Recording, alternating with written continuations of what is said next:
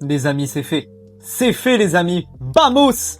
Yann Diomandé signe officiellement au Real Madrid. Here we go de Fabrizio Romano. Ça vient de tomber là-dessus.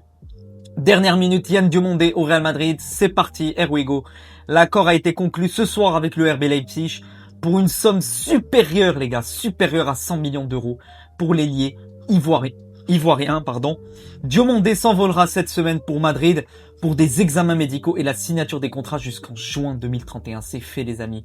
Yann Diomandé signe officiellement au Real Madrid. C'est la première signature sur 2 qu'on a faite avec le transfert de Rodri également.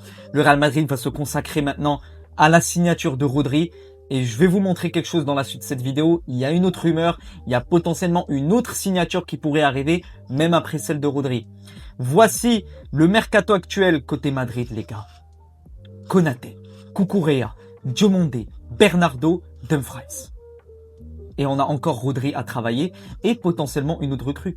C'est l'un des plus grands mercatos de l'histoire du Real Madrid, avec également l'arrivée de José Mourinho. Donc c'est rare de faire un grand mercato en même temps de de faire un changement d'entraîneur, parce que tu changes tout. Donc là, le Real Madrid Révolution change tout sur à tout étage du club, que ça soit au niveau de la direction avec la réaction de Pérez. Donc il confirme son statut. Changement de coach, donc staff technique, etc. Changement de stratégie, de manière de travailler et également changement colossal et radical de l'effectif. Rodri. Le Real Madrid travaille maintenant à signer Rodri selon Copé. Donc voilà, c'est la signature qu'on attend désormais. Pour moi, c'est la signature la plus importante de cet été côté Real Madrid. Il faut faire Rodri, c'est obligatoire. Si on ne fait pas Rodri, je serai quand même déçu. Très déçu. La déclaration du PSG à Sky Sport. Le PSG a officiellement retiré ce soir son intérêt et ses offres pour Yann Diomandé. Les demandes de frais de transfert et de salaire étaient totalement disproportionnées et déformantes. Et le Paris Saint-Germain ne violera pas ses principes de gestion financière et rationnelle et d'équilibre de l'effectif. En tant que double vainqueur consécutif de la Ligue des Champions et club le plus titré de l'histoire récente, le PSG ne s'engagera pas non plus dans les jeux inflationniste, et manipulateur de certains agents de joueurs et poursuivra plutôt calmement et avec confiance sa planification de transfert. Ils ont pas tort d'un certain côté sur le prix du joueur. 120 millions d'euros, c'est quand même cher payé le transfert, mais voilà, ce n'est pas le premier transfert. Il y a eu d'autres clubs, d'autres équipes, d'autres joueurs qui ont coûté beaucoup plus que ça. Je pense à des joueurs à 150, à 120 millions, etc. C'est le système. C'est le système actuel du football. Ce n'est pas les clubs qui surenchèrent, qui mettent justement trop d'argent, surenchérit les transferts, mais plutôt les côtes du marché de transfert qui sont tellement élevées que en fait le Real et d'autres clubs n'ont pas le droit de mettre une somme inférieure à cette cote-là. C'est comme ça.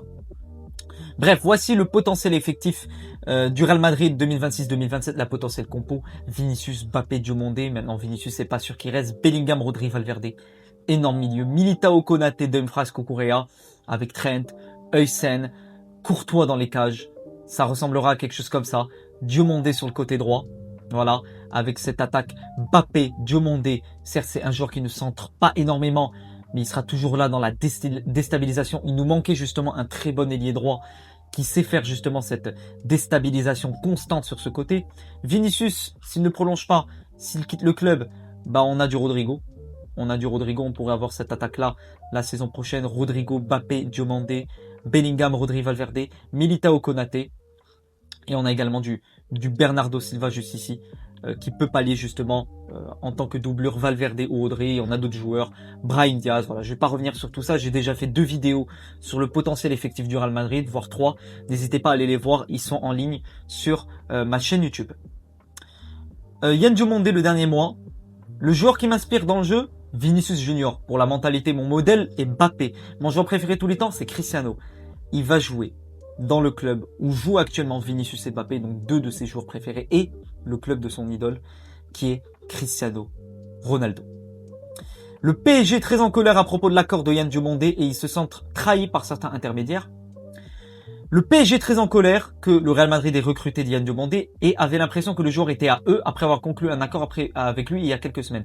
C'est pour cette raison que le PSG a désormais s'implique dans l'affaire Rodri, dans le but de compliquer les choses avec le Real Madrid. et de justement rendre l'accord beaucoup plus cher et beaucoup plus compliqué. Ramon Alvarez.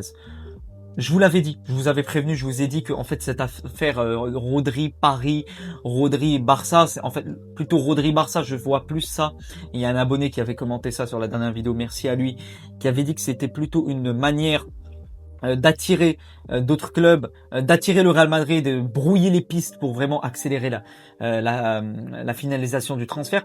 Par contre, Rodri au PSG, c'est plutôt une affaire politique côté Paris pour montrer au Real que eux aussi peuvent s'interposer dans. C'est une affaire d'ego, c'est une affaire de montrer comme quoi même eux ils sont capables de s'interposer dans les transferts. Même si j'espère bien et je pense que Rodri ne veut que le Real Madrid et j'espère que ça va se finaliser dès la semaine prochaine.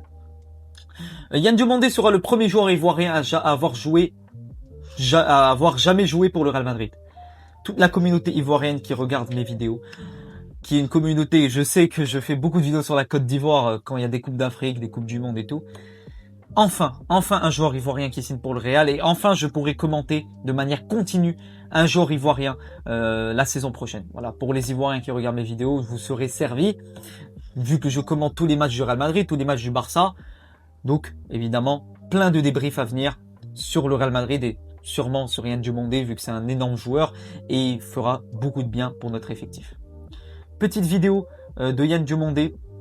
Voilà comment il joue. Voilà, franchement, c'est un joueur qui déstabilise, qui est très dribbleur, qui sait comment gérer son côté, qui sait comment éliminer son vis-à-vis.